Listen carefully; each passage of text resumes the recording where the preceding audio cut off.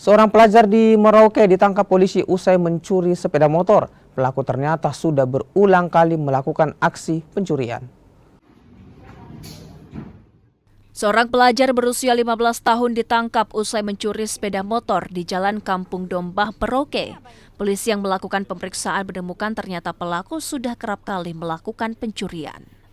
Total, pelaku sudah 7 kali melakukan pencurian sepeda motor. Pelaku mencuri bersama rekannya yang kini dalam pengejaran polisi.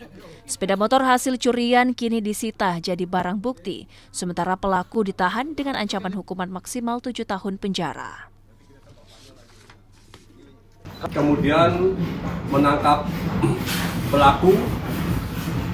Kemudian pelaku yang berinisial HAA atau alias K ini masih berumur 15 tahun.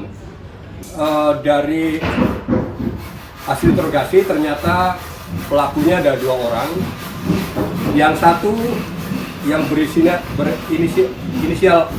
A ini sementara masih dalam pengejaran atau